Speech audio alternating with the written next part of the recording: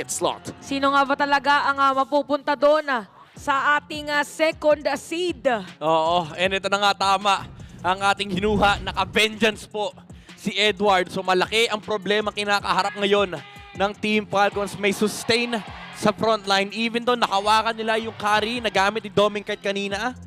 Alam mo, dagdagan ko pa yung problema, no? Also, Harit tsaka carry matchup yan. Lamang si Dominkite dyan. Magiging mahirap talaga ang laro. At for both teams here, ito na yung huling showing sa ating regular season. Siguradong ilalabas na nila ang lakas ng Pinas. At ang dami din palang memories na bumabalik sa akin. Yun na iniisip ko, Yue on this Novaria pick. Ang dami na ring international na pinagdaan na dito. Ang gamit, no? At saka yung sabihin na natin control na ipinakita niya na kahit bago siya noon dati.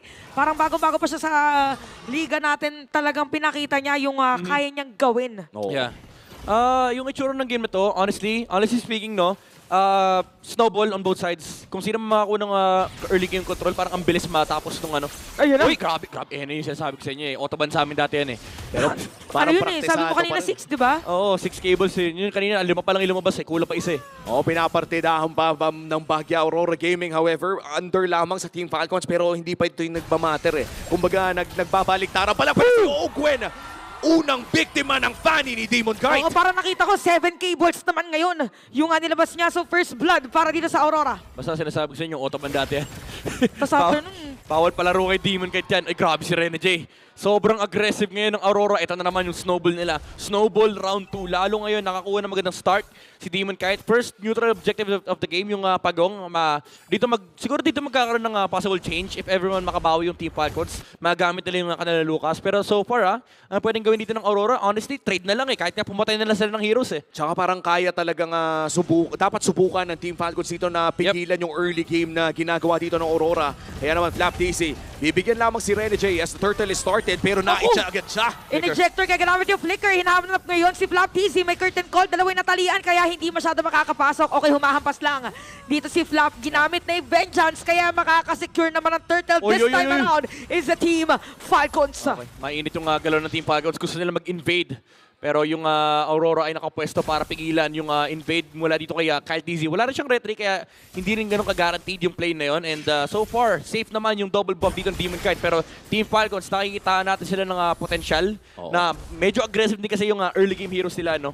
Yun din yung pala yung maganda sa ginagawa ng Team Falcons ngayon, no? Saktong ang pang-counter nila sa aggression ay kapwa-aggression din. Yeah. Para sure lang na hindi sila basta-basta ginagangster o minamama ng Aurora Gaming. O kasi pag sinulubong mo siya, medyo kakalma yung isang kakalma din yung isang team pagka hindi nila nabibigyan din or nasasagot yung binibigay sa kanila. Yep. Minsan kasi nakakaabante yung mga roamers natin, pati na rin mga XP laners. Doon na yung masasabi nating meron silang advantage, but also a disadvantage kung papalag yung kalaban. Dahil kung sabihin natin may naaurahan o na mamamaan, ay doon na nagkakaroon ng mga libreng or yung mga no trades na sinasabi natin. Yep. And so far, medyo chill yung laban ng dalawa. Hindi chill na parang walang nangyayari pero dahil nagmamatch kasi. Yung chess match na ganap. Ayun yung mga simpleng vision lang. Ayun, no chill! Ay, Marco! No chill talaga yan. Alam kasi na yan eh. Alam na Aurora na nakatambay dito yung Team Falcons kaya hindi rin nag-commit si Dominkite. Oo, pero Rene knowing J. na kahit meron mga players doon, kasi nalubog na nila. Si Rene J, alam din ng mga players ng Team Falcons. Sumakto naman siya ng Islam. And Kyle TZ, makakasecure ng kill doon. Hindi dapat maaabot yun ng Tidal Strike, kundi dahil sa Astral Echo. Nakita mo yung Nakita mo yung predict ni Ogwen? Predict niya yung flicker ni Rene J. Kung nasaan, no? Oo, sa pakanan. Pero pinili kasi ni Rene J sa kaliwa. Pero grabe yung presence of mind lang ng Team Falcons na ang bilis nilang magdesisyon. Nandun din yung potential outplay. Talaga mainit yung nakatersera yung mga teams natin. Ang unang pagong ay napunta sa kamay ng Team Falcons. This time around, mukhang mauuna sa pwesto ang Aurora Gaming para sa second turtle of the game. Hahawakan agad ito ni Edward. Rene J, ulti agad! Ito, mababaliktad yata na si Demon Kite ay nakabang na diretso sa may likod. Napakasakit ng dami sa kanya, kaya mapatay na siya ni Edward. So, aatras ngayon ng mga players kasi walang buhay si Demon Kite. Kyle TZ diretso naman dito sa turtle habang si Edward kumukuha ng damage. Sumasakit na rin Ito na Zaman Force. Rumors makakabalik yung Fanny pero si Kyle TC pa rin. Makakuha na pa na yun. At agaran siyang mabuburst si Demon kahit tumipad at siya pa nga yung namatay. At si Super Marco kailangan na umalis. Yan na yung Vengeance at yung slow at yung flicker. Buhay pa rin ang bulletproof. Kung nagkataon na walang flicker si Super Marco, pwede talaga siyang bigyan dito ng mga players ng Aurora at kita na natin na ang sakit ng damage ng Yo-Yo Blitz ni Edward plus the combo ng Vengeance. Pero isipin nyo yun, no? 4 minutes, lahat talaga kahit yung plato ay dinedepensahan. Ganda ng desisyon ng Team Falcons na i-rush yung Turtle kasi nakita nila walang energy si Demon Kite at that moment. Even though nag-try pa rin siya, medyo greedy yung ginawa niya ron no, na pumasok pa rin siya, nahuli siya nung flash combo mula kay Kyle TZ and yung burst damage si Super Mario. Pero ngayon, problema pa rin naman si Edward so far, yung CC ng Aurora. Pero malaki yung malaki yung spasyo na mabibigay ng Team Falcons para kay Super Marco. Ibang klase din pala yung stun lock ng isang Lucas, no? The moment na kumalapit sa iyo yung flash combo, especially if it's empowered by 2 basic attacks, ay talagang mapapatayo ka na lang even if you're a very skilled Fanny player. Again, we're talking about Demon Kite here. Isa sa mga pinakamalakas na Fanny users sa buong mundo na sa una napatanong pa ako, unang segundo pa lang dito na nasagot agad.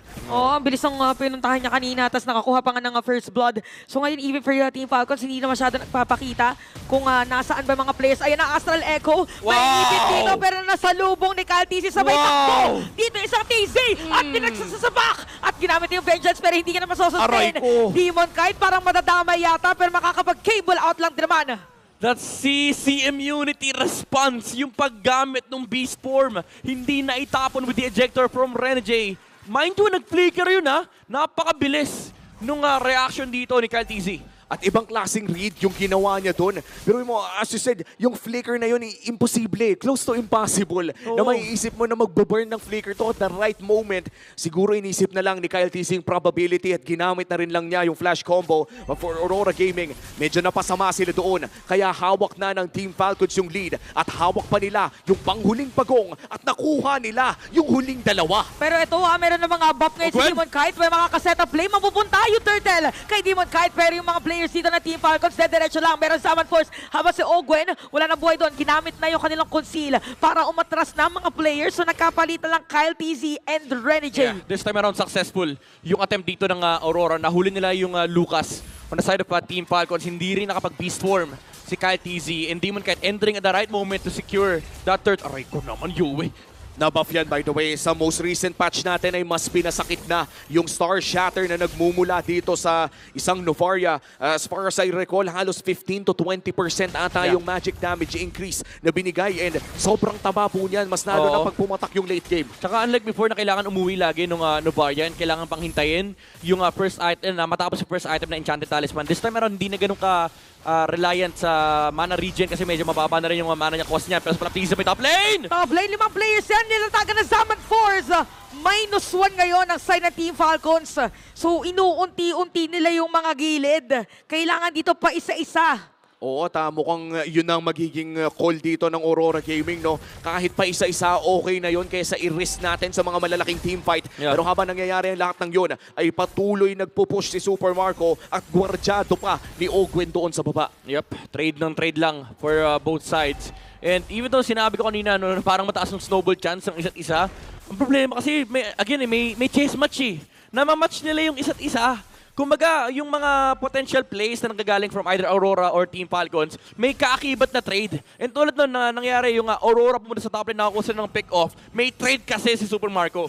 Oo, yung trade na to, yun yung makikita din natin from the side of Aurora Gaming kapag yung Fanny naman, yung nagsisplit push. So napakatalino talaga ng parehas na kupunan ni Nier. At dead even na naman ang ating laro Midnight. Kanina may 4K or 3K na atang hawak yung Aurora. Nalipat yung 1.5 sa Falcons. At ngayon naman, balik tayo sa dead even na ball game. Parang iwas na iwas din sila actually na mag-team fight.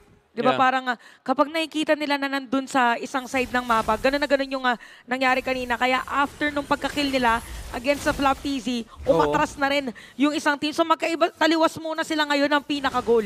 Macro lang. Nakita natin kanina ang taas ng damage output dito ni Yue. And it goes to show na yung sinasabi ko kanina na hindi na kasi kailangan bumili ng Enchanted Talisman. Nakarekta na ng damage items yung Novaria. Just means mas maaga yung activation ni Yui dito. Yung mga star shot niya, napaka-hapdi na. Lalo pat binanggit ni Wumi kanina, mas mataas yung damage siya ngayon. Patong mo pa dyan yung Impure Rage, na kapag tumama, napaka-hapdi rin kasi HP-based damage. Tapos pag lumabas pa, yung Lightning Truncheon na patapos na rin from Yui. Alam mo, sa totoo lang, natatamaan nga ako sa damage ng, ng Impure Rage. 3 to 4% ata ngayon ng current HP ng kalaban. So kapag ka full HP yung kalaban mo at nakalabit mo ng Star Shatter na max range, auto-uwi, maliban na lang kung may healer ka. Hindi mo pa naman din masyado napapansin yung animation. Magugulat ka na lang, bigla nangangat-ngat na yung buhay mo. So hindi ka makakapasok agad. So ito, hindi natin alam kung alam ba ng Team Falcons na nandito si Rene J kasi pwedeng bigla ang may likod na play. Habang si Flap TZ naman ay mangzo-zone agad. Ano naman? At may conceal, by the At least way, ulit. by the way, may conceal ata si Rene J dito pero kailangan niya umuwi. Hindi nag-check push si Kyle TZ. Pero imagine mo kung nakita nila si Rene J doon. Teka lang, sisimulan ni Lord Conceal, Rene J. Meron ng Kyle! astral Kyle! na nila lataga. Ito na nga, Stable Force. Ogun is down, pero yung Lord napunta pa rin kay Kyle TZ. Meron na pag-cable, si Super Marco Blitz natikitan. Dominic kahit buhay pa rin. Si Few, unti-unti na mawawala kanyang buhay. So 4 players down sa side ng Team Falcons. Flap TZ na lang ang nandito. Pero sa side ng Aurora, meron ka Demon Kite, Dominic Kite at Edward. Nabuhay pa nga yung Harit doon, gapiso yung buhay. Pero mukhang makaka-respond naman in time ang Team Falcons. Grabe yung trade na yun, Midnight. Wala pa rin nakakalamang. Pantay pa rin. Nakapag-purify dash out dito si Dominic Ay! kahit... Ay! Ay! Saktong-sakto bago mag-replay, clutch play mula kay Edward. Makikita natin dito sa replay, no? Naitapo naman ni Rene J, unstoppable force, pero na-knock up dito yung ibang members ng Aurora and saktong-sakto yung retribution ni Kyle TZ bago siya mamatay, na-i-insert niya against the Lord, kaya sila yung nakakuha. Ang bilis na na-depensahan dito. Tsaka, grabe naging shift ng mga players ng Aurora kanina na nakita nila na na-target. Si Dominic Kite, si Edward dito, and even si Aray! Ayun na naman. Ayan na naman, pero dinala sa ilalim ng Torres. Si Edward dito makakatakas ba? Ay, may sagot na naman sila. Merong ejector, stoppable Ayun force. lang. Pero nakita na dito talagang tinamaan na. Oh, Gwen is gonna be down. Pero Rene J din nagkapalitan na dito. Parang pantay pa rin yung T5 Demon na. Kite! Mukhang papasok pa si Demon Kite. Nakatakas pa. Naduraan pero makakalipad pa rin palayo. Dominic Kite, hindi pa available yung Zaman Force pero si Edward mukhang tatalian siya ng sarili niyang ultimate at makakalayo naman na si Flap TZ. Grabe. Ang daming trades na nagaganap pero buhay pa rin naman. Sa lahat ng nangyari, 1-for-1 lang po yung trade na yon. Ang nakakatawa doon, ang unang nag-aaway si Owen at si Edward. Ang nangyari, namatay pa rin naman si Owen pero nadami pa si Rene J. May trade na naman for Team Falcons. Pinigilan niya eh. Sabi niya, stop the fight. Oo. Bigla niyang sinalo yung mga damage dito ng Team Falcons. Pero ito na yung gold lead na sinasabi natin. Nagkaroon naman ng gold lead ngayon Aurora because of that. Yeah, nakisali kasi si Kyle TZ, tumulong. Uy, ano to? Okay, ay, purple buff. Uy, ha? Okay. Para mas mabilis. Mukhang may trip lang silang kakaiba ngayon pero gumagana naman at 2,000 ang lamang nga dito ng Aurora Gaming. At teka lang si Kyle TZ, hindi niya ata alam. Hindi niya yata talaga alam. Pero Beastborn, ginangart-ngart niya ngayon yung nakakable. So 8-11, alam din at ramdam ni Kyle TZ na anytime may threat, anytime biglang may tatalon sa kanya. Feeling ko na-remind ni Coach Trevor, sabi niya, basta nagpakita yung Joey sa gilid mo tapos wala kang kampe, ulti ka kagad. Ang problema ngayon for Aurora, alam nila walang ultimate dito. Si Kyle TZ, pwede sila humanap ng setup. Wala pa masyadong matatamaan na minions or ng jungle creeps dito si Kyle TZ. So medyo matagal pa lumabas yung kanyang ultimate. Ang ganda din ng pwesto dito ni Ogwen. No? Alam din ng Aurora Gaming na may mga nakatambay dyan just in the right time. At ito na yung kinakatakutan ng maraming mga jungler mains, yung kayang patayin ng Novaria yung mga buff mo ng napakalayo. At look at the angle and look at Infinix in-game equipment. Napakakulat na nga dito ni Hilda at may concentrated energy na rin pala dito si Dominic Kite. Oo, pakunatan lang mabuhay ang isa Kyle TZ. Puporsa Ayun na na naman yung ulti nito. Kaya niya, patayin niya! Ay, ayun na talaga! Pero makakasalubong na nila, makakatakas pa rin. Na-terrify man si Demon Kite. Akala ko babalik, pero napa-flicker out nila. Ayan na yung robot, ejector, unstoppable force. Pero Atlas na ngayon. Gwen nakasalubong at makakapagpatalon. At ayan ang Flap TZ is gonna be down. Dominic Kite bigla ng Shaman Force. Mga lahat yung buhay niya, pero grabe lang din yung balik buhay. Oh my goodness, yung mga mechanics! Dominic Kite purifying some of the true damage mula dito kay Super Marco. Alam mo kung tumakas doon kahit 2-3 shuriken na may true damage, patay yung Harit doon. Pero grabe din yung vengeance na pinakita ni Edward. Kaya naman makakalamang talaga sa Lord fight na to ang Aurora Gaming. At mukhang masusurrender ito ng Team Falcons. That's going to be the second Lord of the game na mapupunta sa kamay ng Aurora Gaming. God, grabe. Yung palitan, yung attempt ni Demon Kite para i-force out dito yung ultimate ni Caltisi. Muntik pa nga mamatay yung Lucas. Yung ejector play ni Renegade na dodge ng CC immunity ni Caltisi. Tapos yung vengeance mula kay Edward. Tapos yung pag-punish ni Demon Kite. Again, sobrang importante nun yung Purify. Hindi lumabas yung 3 marka mula kay Kari. Yung Purify yung nagligtas siya doon sa kanya doon. Kasi kung 2-3 shuriken na lang lumabas na may true damage, feeling ko talaga patay yung Harit dun eh. And all of that happened midnight in less than 4 seconds in Sobrang real dami. time. Sobrang daming nangyari sa ganong kabilis na panahon. Welcome to PH Saka MVP talaga. yung isa sa mga nagpa-confuse din doon sa Team Falcons, yung movement kasi ni Demon kahit kanina, di ba?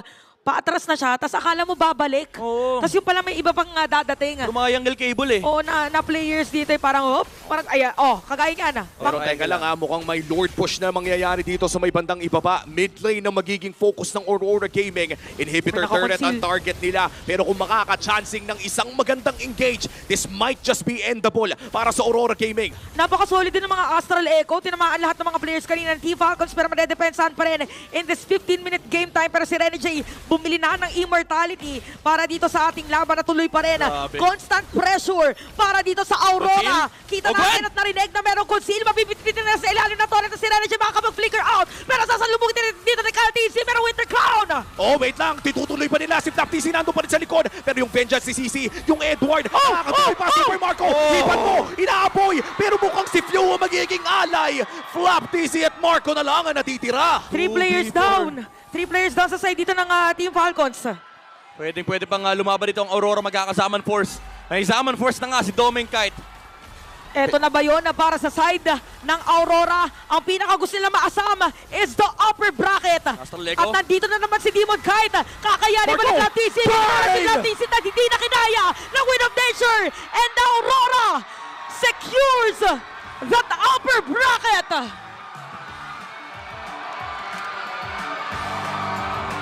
What a showing